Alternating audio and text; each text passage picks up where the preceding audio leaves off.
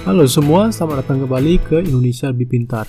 Kita akan merangkum buku dari salah satu guru produktivitas terbaik, yaitu Tim Ferriss, dengan buku ternamanya The 4-Hour Workweek. Buku ini banyak memberi contoh-contoh dari sisi pribadi dan bisnis, cara mendapat hasil maksimal dari effort dan kerja yang minimal. Kita juga akan membahas bagaimana memanfaatkan waktu kita sebaik-baiknya. Intinya adalah work smart not hard, alias kerja dengan cerdas, bukan hanya keras. Ada beberapa aturan dasar di buku ini yang patut kita simak, yaitu nikmati hidup di waktu bekerja.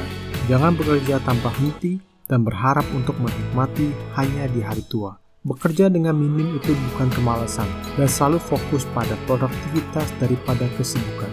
Tidak ada waktu yang tepat untuk memulai sesuatu, terutama usaha. Mulai sajalah dan Anda akan dapat perbaiki selang waktu berjalan. Memiliki terlalu banyak hal yang baik itu sebenarnya buruk. Lakukan dan konsumsi semua secukupnya saja. Uang dapat menyelesaikan banyak masalah, tetapi uang bukan segalanya.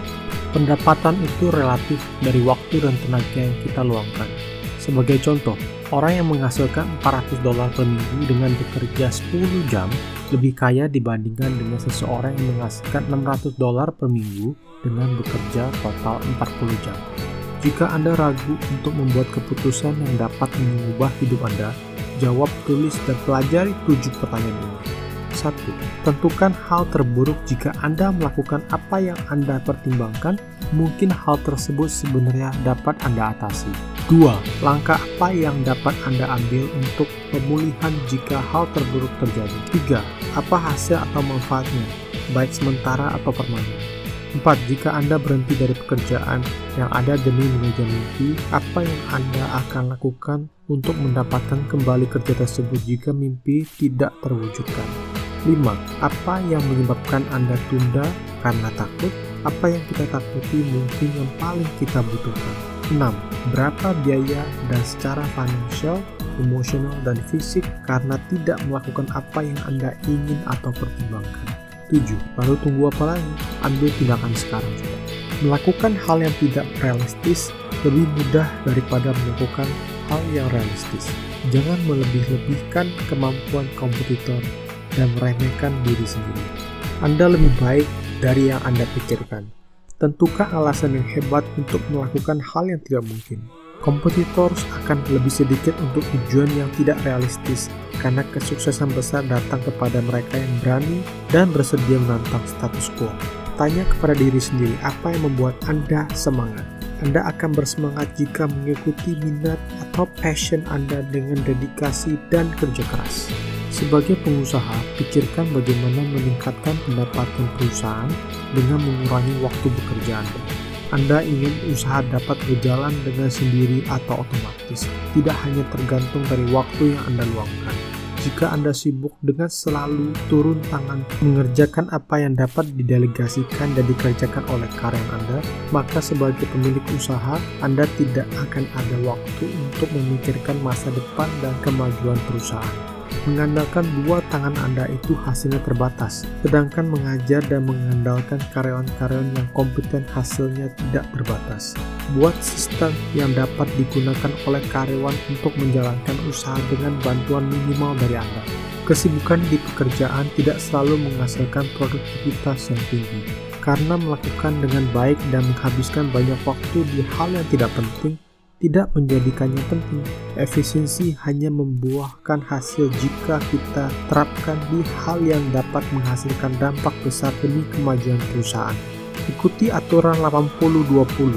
Sebagai contoh, 80% pendapatan Anda datang dari 20% produk dan pelanggan Anda. Atau 80% hasil datang dari 20% effort dan waktu yang diluangkan. Atau juga 80% konsekuensi disebabkan dari 20% penyebab. Pelajari dan invest di 20% tersebut agar Anda dapat menghabiskan banyak waktu dan energi di hal yang menghasilkan mayoritas pendapatan Anda. Penghasilan maksimum dari upaya minimum, termasuk jumlah pelanggan minimum, adalah tujuan utama. Fokus pada peningkatan jumlah dan frekuensi pelanggan ini. Kesibukan sebenarnya adalah salah satu bentuk kemalasan. Seperti kita menembak sembarangan berharap ada yang kena sasaran. Sedangkan jika kita meluangkan waktu dan konsentrasi untuk membidik sasaran, maka dengan satu tembakan, sasaran dapat ditaklukkan. Pilih dan fokus pada tugas-tugas penting untuk mendapatkan hasil maksimum dan abaikan yang lain. Tugas penting sebaiknya diberi deadline atau batas waktu, maka tugas tersebut akan dapat diselesaikan lebih cepat. Bekerja dengan deadline berarti kita ada tujuan dan goal yang harus diraih dengan perencanaan. Tanya pada diri Anda sendiri 3 kali sehari, apakah Anda produktif atau hanya aktif? Apakah Anda menemukan hal-hal yang harus dilakukan untuk menghindari yang penting? Dedikasi seringkali merupakan pekerjaan terselubung yang tidak berarti. Tentukan dengan daftar yang harus dikerjakan dan tidak perlu dikerjakan. Tanyakan pada diri Anda, jika ini satu-satunya hal yang Anda capai hari ini, apakah Anda akan puas dengan diri Anda sendiri? Jangan pernah memulai hari tanpa daftar prioritas yang jelas. Tugas daftar lebih baik ditulis di hari sebelumnya.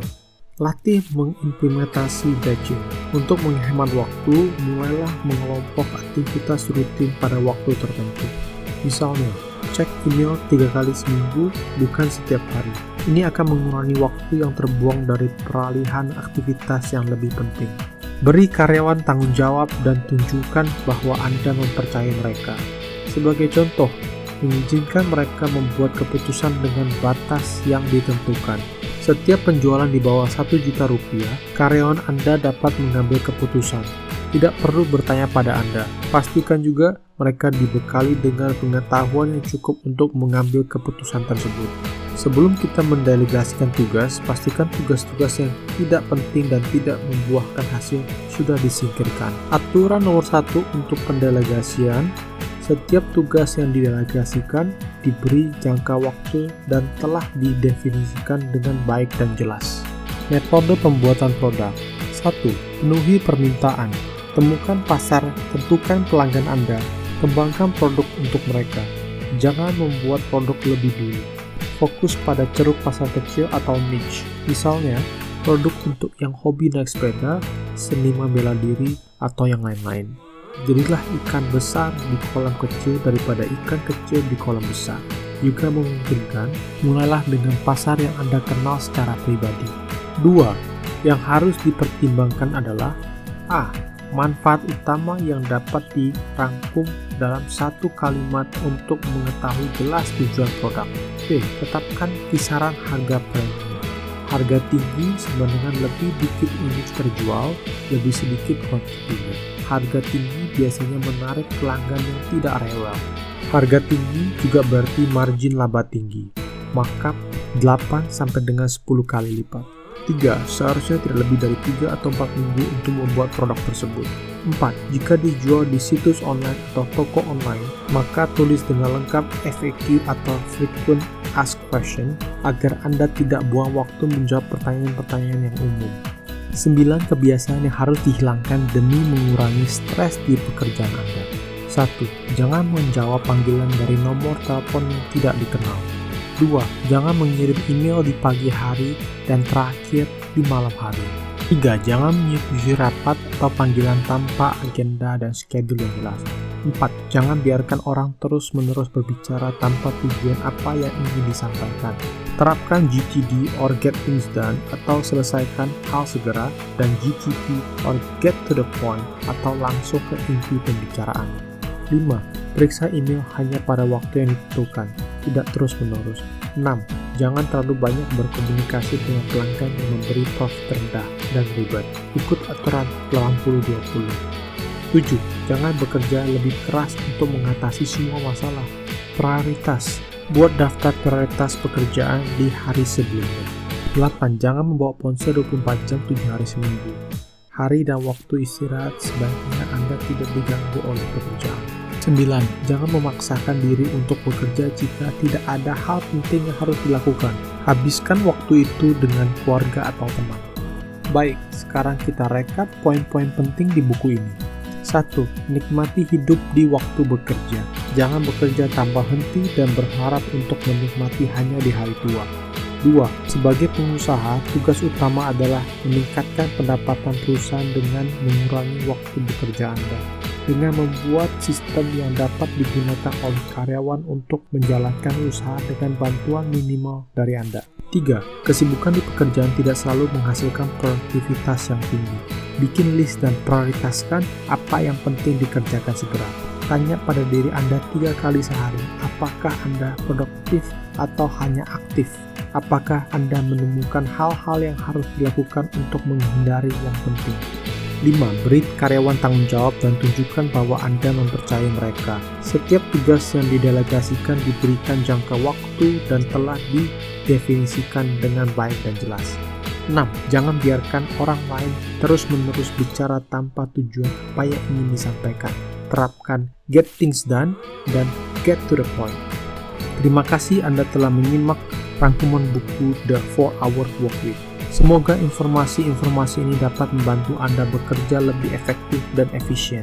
Ingat, work smart, not only work hard. Subscribe di channel kami untuk mendapatkan video-video seperti ini. Sampai jumpa dan sukses selalu.